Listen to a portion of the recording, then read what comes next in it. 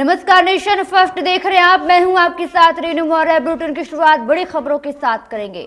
जम्मू कश्मीर की राजधानी श्रीनगर स्थित महबूबा मुफ्ती के आवास पर एक बार फिर से पीपुल्स अलायंस के सदस्यों ने मिलकर गुपकार समझौते पर बैठक की है और इस बैठक में नेशनल कॉन्फ्रेंस के अध्यक्ष फारूक अब्दुल्ला और उपाध्यक्ष उमर अब्दुल्ला भी मौजूद रहे। इस बैठक में फारूक अब्दुल्ला ने कहा है कि जो लोग प्रचार कर रहे हैं कि गुपकार राष्ट्र विरोधी है, वो गलत है। हम बीजेपी के विरोधी हैं और इसका मतलब ये नहीं कि राष्ट्र विरोधी है। बीजेपी पर निशाना साधते हुए फारूक अब्दुल्ला ने कहा है कि बीजेपी ने देश और संविधान को नुकसान पहुंचाया है। हम चाहते हैं कि जम्मू कश्मीर के लोगों का अधिकार वापस किया जाए। वहीं सज्जाद लोन ने कहा है कि हमने आज के अलहदा ढांचे पर फैसला किया है। फारूक अब्दुल्ला हमारे अध्यक्ष होंगे। 2 हफ्ते में हम अपनी अगली बैठक जम्मू में करेंगे और उसके बाद हमारा सम्मेलन होगा। राज्य का सबसे पहला झंडा हमारे गठबंधन का प्रतीक होगा। तो महबूबा मुफ्ती के घर गुपकार बैठक की जा रही है और इस बैठक में फारूक अब्दुल्ला भी मौजूद हैं और इसी के साथ ही फारूक अब्दुल्ला का बीजेपी पर निशाना भी देखने को मिल रहा है। उन्होंने साफ तौर पर कहा है कि हम भारत के विरोधी नहीं हैं, बीजेपी के खिलाफ है, बीजेपी के विरोधी हैं हम।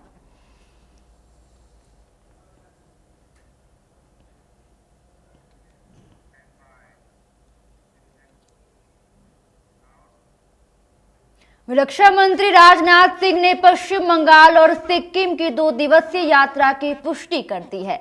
दशहरा पर वह सिक्किम जाएंगे और इसी दौरान वह सैनिकों का मनोबल भी बढ़ाएंगे। अपनी यात्रा के दौरान वह सिक्किम में सीमा सड़क संगठन द्वारा निर्मित सड़क का भी उद्घाटन करेंगे। खुद रक्षा मंत्री ने इसकी जानकारी दी है। हिंदू परंपरा के अनुसार सिक्किम में चीन की सीमा के पास तैनात स्थानीय इकाइयों में से एक में शस्त्र पूजा में भी राजनाथ सिंह हिस्सा ले सकते हैं और इस पूजा में योद्धाओं द्वारा दशहरे में हथियारों की सालाना पूजा की जाती है। बताते चले कि पिछले साल राजनाथ सिंह ने फ्रांस में भारत के पहले राफेल लड़ाकू विमान को प्राप्त करते हुए ऐसा किया था। वहीं रक्षा मंत्री उन स्थानों पर भी जा सकते हैं जहां भारत ने चीन द्वारा घुसपैठ की है और किसी भी संभावित कोशिश को रोकने के लिए बड़ी संख्या में सैनिकों और टैंकों को तैनात किया गया है। तो राजनाथ सिंह बंगाल और सिक्किम के दौरे पर जा सकते हैं, ऐसा उन्होंने खुद ये कहा है। सिक्किम में सड़क का उद्घाटन कर सकेंगे और इसी के साथ ही शस्त्र पूजा में शामिल हो सकते हैं और इसी के साथ ही राजनाथ सिंह सैनिकों का मनोबल बढ़ाते हुए भी नजर आएंगे।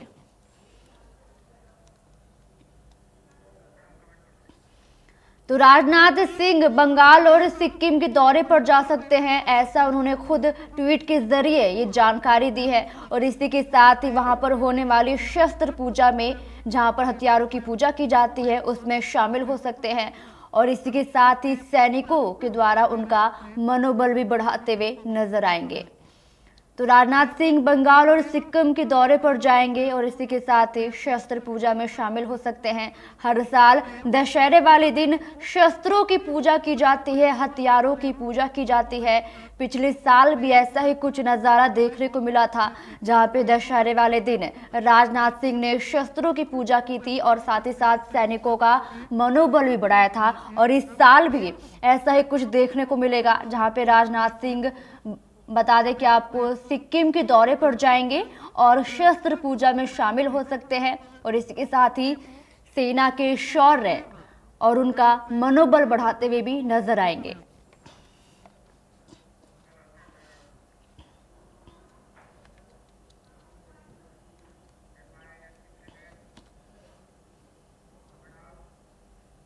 वहीं प्रदेश की योगी और बीजेपी सरकार की व्यापार और व्यापारी विरोधी नीतियों से परेशान लखनऊ समेत प्रदेश के तमाम जनपदों के व्यापारियों के एक समूह ने आम आदमी पार्टी आप का दामन थाम लिया है।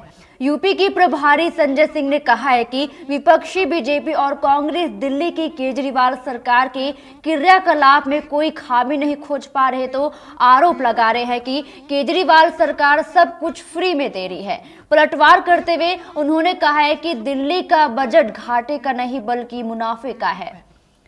तो संजय सिंह ने योगी पर यहाँ पे तंज कसा है और साफ तौर पर ये कहा है कि लोग बीजेपी की नीतियों से परेशान हैं, दिल्ली सरकार से कुछ सीखे और उनको कुछ समझने की कहीं ना कहीं खास जरूरत आन पड़ी है।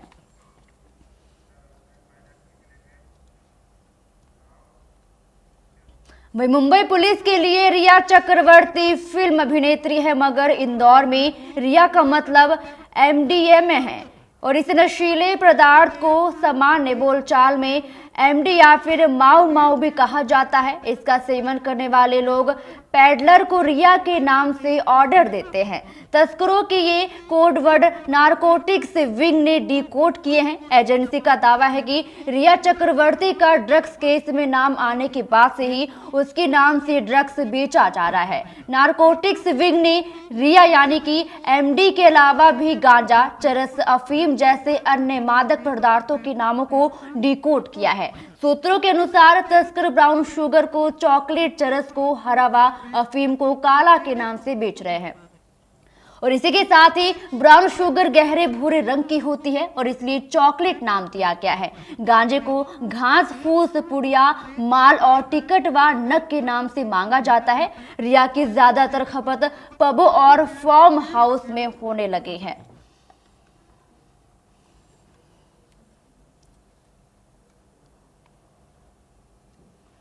तो रिया चक्रवर्ती बनी है ड्रग्स ब्रांड, रिया के नाम से बिक रहे हैं ड्रग्स और जो भी लोग यहाँ पे ड्रग्स की डिमांड करते हैं उनके पास बकायदा इसका कोड भी है। हालांकि नारकोटिक्स टीम ने इसका खुलासा किया है।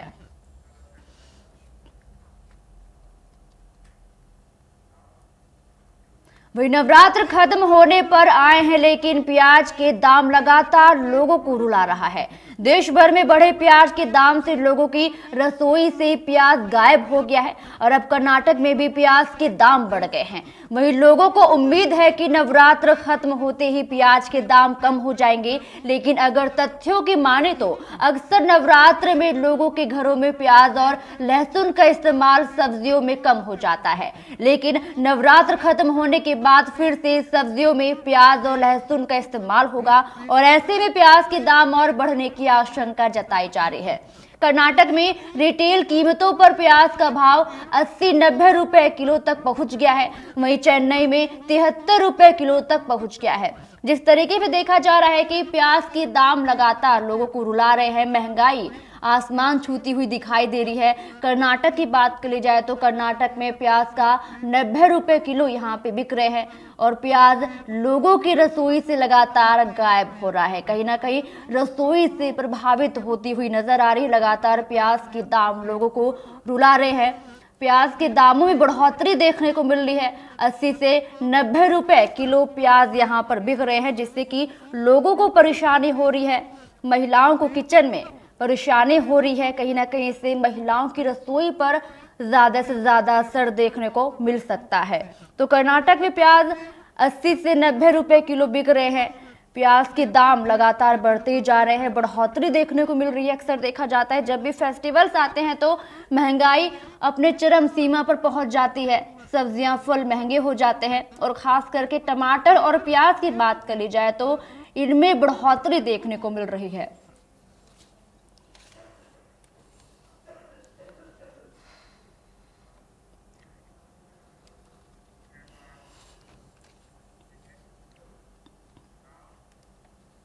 विजयदशमी को लेकर भारत में जितनी धूमधाम रहती है वही नेपाल में भी समान हालात रहते हैं, जिसका मतलब है कि नेपाल में भी विजयदशमी को लेकर काफी उत्साह रहता है, जिसकी वजह से कई भारतीय नेपाल में विजयदशमी सेलिब्रेशन देखने पहुंचते हैं। वहीं इस बार की विजयदशमी भारत नेपाल के रिश्तों को लेकर बेहद खास नजर आ रही है। अब तक लिपुलेख, काला पानी एवं लिम्पियाधुरा को अपनी सीमा का हिस्सा बताने वाले नेपाल के सुर बदले बदले दिख रहे हैं। नेपाली प्रधानमंत्री केपी ओली ने समस्त नेपाल वासियों को विजयदशमी की शुभकामनाएं भेजी है और खास बात तो यह है कि इस शुभकामना में जिस नक्शे को दिखाया गया है वह पुराना है, जिसमें कि नेपाल लिपुलेख, काला पानी एवं लिम्पियाधुरा क्षेत्र पर अपना दावा पेश नहीं कर रहा है। इसका मतलब शायद ये माना जा सकता है कि भारत और नेपाल के बीच रिश्ते सुधर रहे हैं।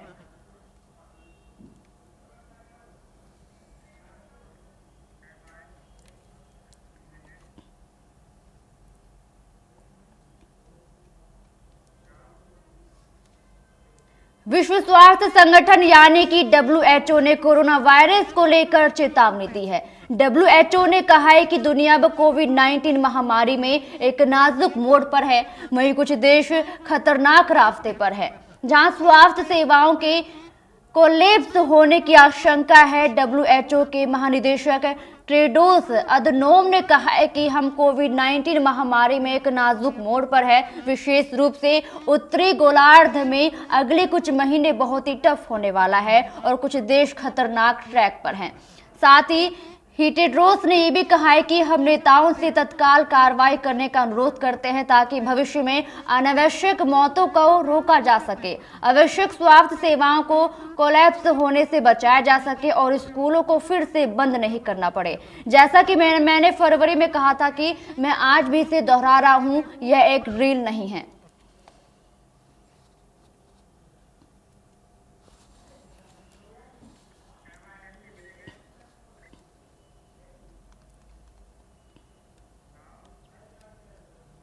महाराष्ट्र के पूर्व मुख्यमंत्री देवेंद्र फडणवीस की हाल ही में कोरोना रिपोर्ट पॉजिटिव आई है। बता दें कि इसकी जानकारी खुद पूर्व सीएम ने अपने ट्विटर अकाउंट पर साझा की है। जानकारी के मुताबिक देवेंद्र फडणवीस को अपनी तबीयत खराब महसूस हो रही थी, जिसके बाद उन्होंने अपना कोरोना टेस्ट कराया और इसी दौरान उनके कोरोना संक्रमित होने की पुष्टि हुई है। फिलहाल देवेंद्र फडणवीस आइसोलेशन में है। बता दें कि फडणवीस को बिहार विधानसभा चुनाव में बीजेपी की ओर से चुनाव प्रभारी बनाया गया है।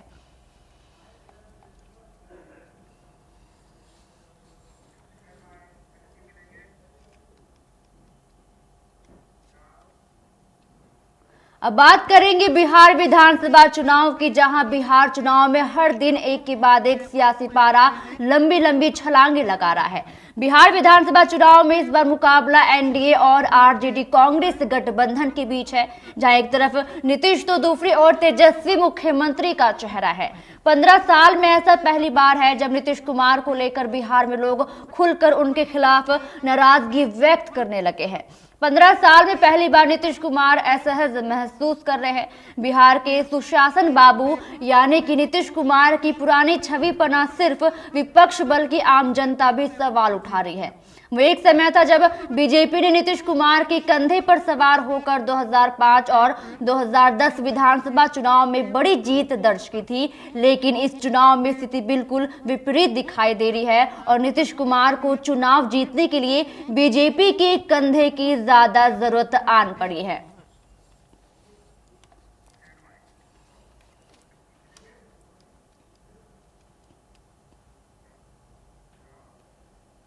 राष्ट्रीय जनता दल ने बिहार विधानसभा चुनाव के लिए घोषणा पत्र जारी कर दिया है। पटना में तेजस्वी यादव, मनोज झा समेत पार्टी के कई वरिष्ठ नेताओं ने घोषणा पत्र जारी किया है और अपने इस घोषणा पत्र में पार्टी ने शिक्षा, रोजगार, स्वास्थ्य सेवा, बिहार की विकास और भी कई कामों के लिए जिक्र किया गया है। घोषणा पत्र में पार्टी ने बेरोजगारों के लिए भी कई वायदे किए हैं, जिसमें कि बिहार के बेरोजगार युवाओं को 10 लाख नौकरी देने का भी वादा किया गया है और इसी के साथ ही आरजेडी ने भी ये वादा किया है कि नए उद्योगों के लिए नई नीति भी लाई जाएगी और नए उद्योग स्थापित करने के लिए कोई भी टैक्स नहीं देना पड़ेगा।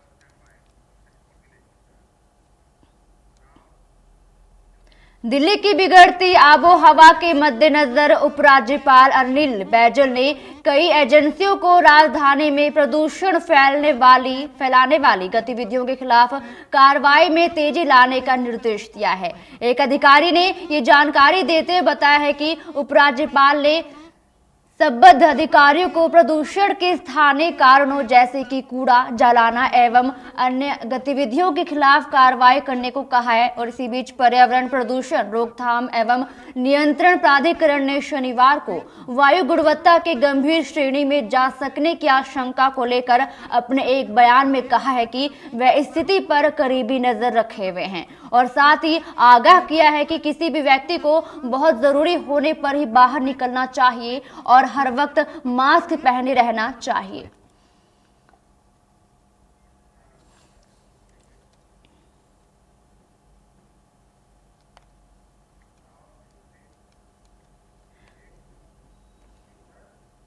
पंजाब के होशियारपुर में बिहार के प्रवासी परिवार की बेटी से बेरहमी पर बीजेपी ने राहुल गांधी और तेजस्वी को घेरा है। सूचना प्रसारण मंत्री ने कहा है कि हाथरस पर आंदोलन करने वाले राहुल गांधी होशियारपुर में क्यों नहीं जाते हैं।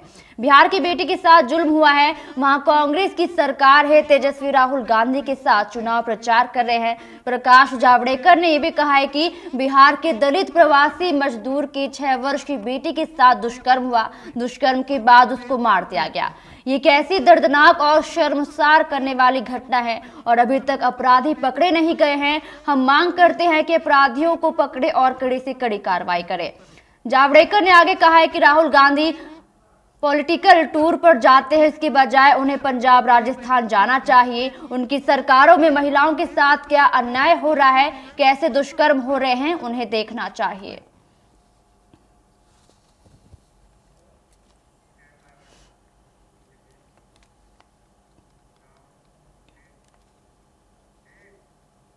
पंजाब के होशियारपुर में 6 साल की बच्ची से हैवानियत की घटना को 3 दिन हो गए हैं। इस घटना पर बीजेपी लगातार कांग्रेस पूर्व अध्यक्ष राहुल गांधी पर सवाल उठा रही है। बीजेपी का कहना है कि जब हाथरस में ऐसा कांड होता है तो राहुल गांधी वहां राजनीति करने चले जाते हैं, लेकिन जब उनकी सरकार वाले राज्य में ऐसी घटना होती है तो वह चुप्पी साधे रहते हैं।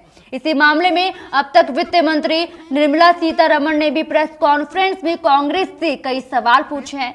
निर्मला सीतारमण ने कहा है कि मैं आज कांग्रेस पार्टी से पूछना चाहती हूं कि क्या जहां आपकी सरकार नहीं है वहां अगर रेप होता है तो उसके खिलाफ आप भाई बहन गाड़ी में बैठकर पिकनिक की तरह प्रदर्शन करने जाएंगे, लेकिन आप होशियारपुर नहीं जाएंगे। हर मुद्दे पर ट्वीट करने वाले राहुल गांधी जी ने होशियारपुर में बच्ची से हैवानियत पर एक भी ट्वीट नहीं किया है, जबकि इस घटना को 3 दिन बीत चुके हैं।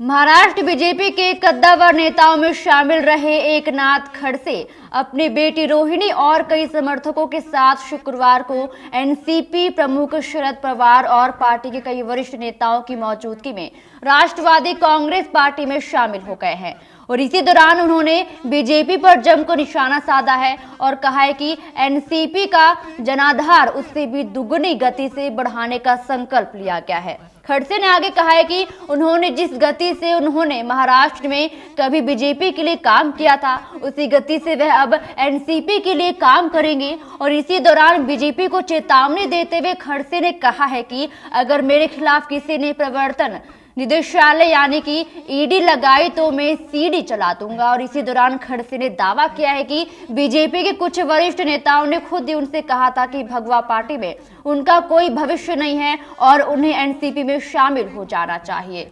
एनसीपी इस समय राज्य की शिवसेना महाविकास अघाड़ी सरकार में एक प्रमुख घटक दल है।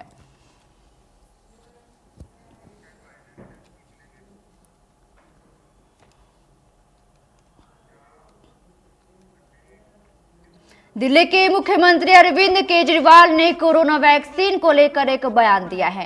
केजरीवाल ने कहा है कि जब कोरोना वैक्सीन बनकर तैयार हो जाए तो यह हर भारतीय को फ्री मिलना चाहिए। बता दें कि अगले सप्ताह होने वाले बिहार विधानसभा चुनाव के लिए अपने घोषणा पत्र में सत्तारूढ़ बीजेपी ने कोविड-19 का वैक्सीन फ्री देने की बात कही, जिसे लेकर राजनीतिक दलों के बीच अब आरोप प्रत्यारोप का दौर भी चल रहा है।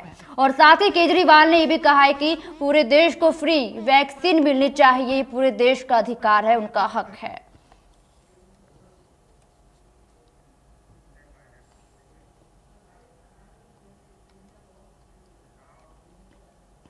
वहीं कोरोना वैक्सीन को लेकर बिहार की सियासत दिन प्रतिदिन गरमाती ही जा रही है। जब से भारतीय जनता पार्टी ने मतदाताओं को लुभाने के लिए कोरोना का टीका आ जाने पर पूरे राज्य के लोगों को मुफ्त में उपलब्ध कराने का वायदा किया है, अब उसे लेकर देश में राजनीतिक माहौल में नए नए बयान भी सामने आ रहे हैं। और इसी सिलसिले में इस बार शिवसेना ने अपने मुखपत्र सामना में बीजेपी पर निशाना साधा है। शिवसेना ने सामना में कहा है कि बीजेपी की असली नीति क्या है, उनका दिशा दर्शक कौन है, इस बारे में थोड़ा भ्रम का माहौल बना दिख रहा है।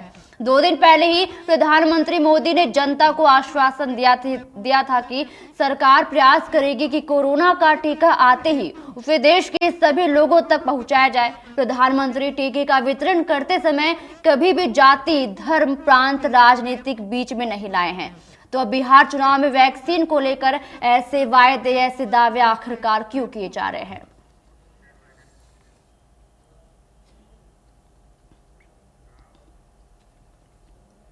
वहीं केंद्रीय मंत्री और बीजेपी नेता स्मृति ईरानी ने गुजरात के बड़ोदरा में कांग्रेस पार्टी पर जोरदार हमला किया है। उन्होंने कहा है कि जिनके दामाद किसानों की जमीन खाएंगे वे दूसरे किसानों की जमीन क्या बचाएंगे। और इसी दौरान स्मृति ईरानी ने न केवल वाड्रा बल्कि राहुल गांधी पर भी हमला बोला है। उन्होंने उस पर अप्रत्यक्ष रूप से हमला करते हुए कहा है कि कोई भी यह नहीं बता सकता कि वह छुट्टी पर कब जाता है। आपको बता दें कि स्मृति मोरबी से बीजेपी उम्मीदवार ब्रजेश मेरजा के लिए प्रचार करी थी और यह ज्ञात है कि मोरबी गुजरात के 8 विधानसभा क्षेत्रों में से एक है जहां 3 नवंबर को उपचुनाव होने हैं। ईरानी ने वहां एक जनसभा को संबोधित करते हुए कांग्रेस पर जमकर हमला बोला है। उन्होंने कहा है कि अब यह तय करने का समय है कि आपका नेता, व्यक्ति या फिर परिवार कौन है। स्मृति ने यह भी कहा है कि अगर आप किसी परिवार के लगाव में अंधे हैं तो आप गरीब और मध्यम वर्ग के नागरिकों के दुख को नहीं समझ सकते। कांग्रेस एक डूबता हुआ जहाज है, इसलिए मुझे आश्चर्य है कि ये मोरबी के लोगों की मदद कैसे कर पाएगा।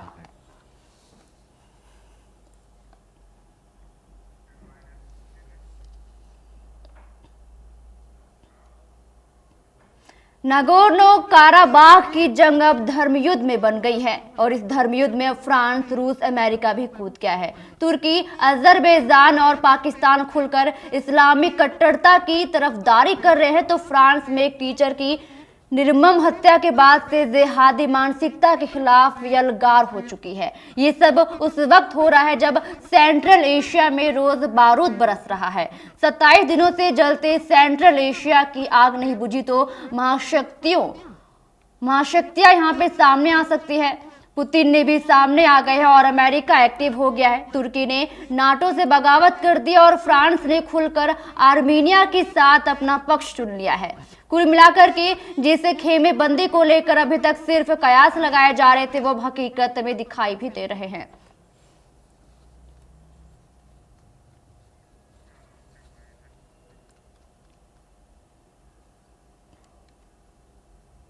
वहीं पीएम मोदी ने महाअष्टमी पर गुजरात को तोहफा दिया है। पीएम ने अपने गृह राज्य गुजरात में 3 प्रमुख परियोजनाओं का वीडियो कॉन्फ्रेंसिंग के माध्यम से उद्घाटन किया है।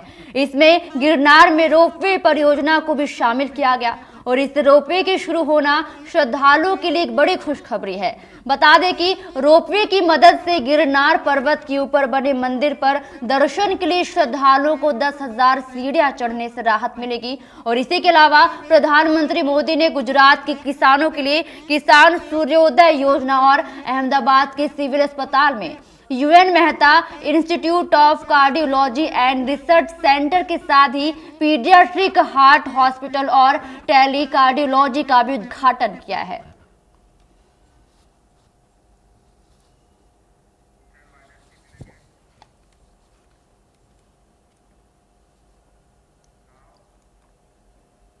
अमेरिका में 3 नवंबर को होने वाले राष्ट्रपति चुनाव में कोरोना वायरस सबसे बड़ा और अहम मुद्दा बनता हुआ दिखाई दे रहा है, जिसको लेकर राष्ट्रपति डोनाल्ड ट्रंप बचाव और सफाई की मुद्रा में है। डेमोक्रेट कैंडिडेट बाइडेन ने कहा है कि कोरोना को काबू करने के मामले में ट्रंप एडमिनिस्ट्रेशन पूरी तरह नाकाम साबित हुआ है और अगर मैं राष्ट्रपति बना तो हर अमेरिकी को मुफ्त में वैक्सीन लगाई जाएगी, भले ही उसका बीमा हो या फिर ना हो, जिसे बिहार विधानसभा चुनाव से जोड़कर भी देखा जा रहा है। बता दें कि बिहार विधानसभा चुनाव के मद्देनजर इसी हफ्ते बीजेपी ने घोषणा पत्र जारी किया था, जिसमें कि कहा गया था कि सत्ता में आए तो बिहार वासियों को मुफ्त में वैक्सीन लगेगी।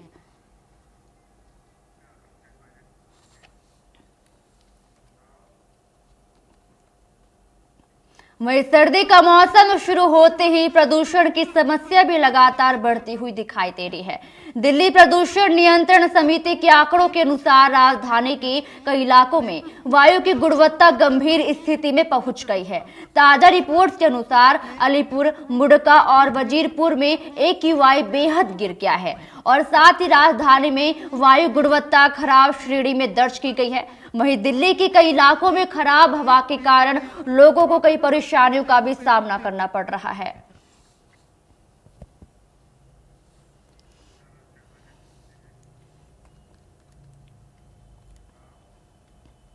देश में कोरोना मामलों की संख्या में लगातार सुधार होता हुआ नजर आ रहा है। जहां एक और कोरोना मामलों में कमी आई है तो वहीं दूसरी ओर संक्रमितों के ठीक होने की संख्या लगातार बढ़ रही है। हालांकि देश में अब तक कुल मरीजों की संख्या 78 लाख के पार हो चुकी है, जिसमें से 70 लाख से ज्यादा मरीज ठीक हो चुके हैं और 7 लाख के करीब मरीज अभी भी इस भयंकर वायरस से जूझ रहे हैं, जबकि 1,17,000 से ज्यादा मरीजों ने दम तोड़ दिया। वहीं बात की जाए पिछले 24 घंटे की तो पिछले 24 घंटों में कोरोना के 53,370 नए मामले अब तक सामने आए हैं, जबकि 650 लोगों की मौत हो गई है।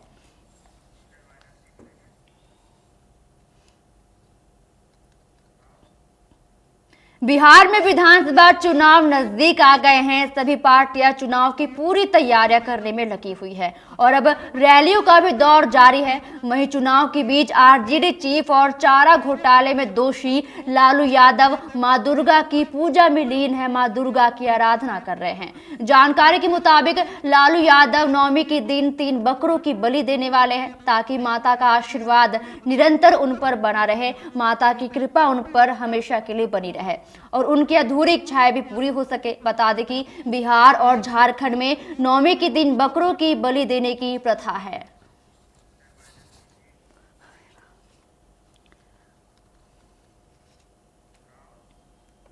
पश्चिम बंगाल में साल 2021 में विधानसभा चुनाव होने वाला है और प्रदेश में राजनीतिक घमासान पहले ही शुरू हो चुका है, लेकिन इस बार तृणमूल कांग्रेस ने सोशल मीडिया पर बीजेपी के खिलाफ एक मुहिम शुरू की है, जिसका नाम mark your self safe from BJP रखा गया है। यानी कि तृणमूल कांग्रेस की ओर से जनता से पूछा जा रहा है कि आप मार्क करके बताएं कि आप बीजेपी से सुरक्षित हैं। बता दें कि आमतौर पर किसी भी आपदा की स्थिति में फेसबुक पर इस तरह के कैंपेन चलाए जाते हैं जिसमें कि लोग खुद को मार्क करके बताते हैं कि वो सेफ हैं, सुरक्षित है। हालांकि इस बार ऐसे कैंपेन का सहारा राजनीतिक नजरिए से लिया जा रहा है।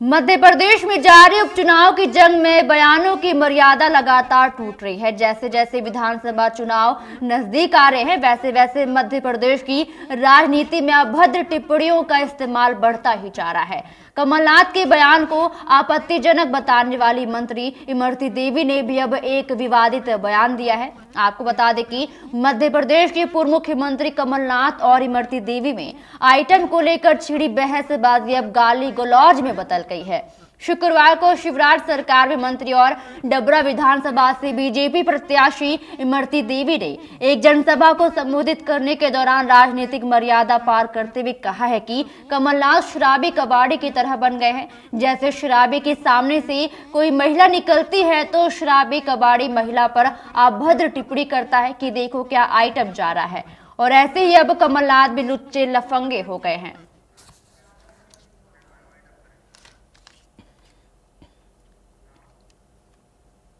इस बुलेटिन में मेरे साथ फिलहाल इतना ही। बाकी और तमाम खबरों के लिए बने रहिए नेशन फर्स्ट के साथ। नमस्कार।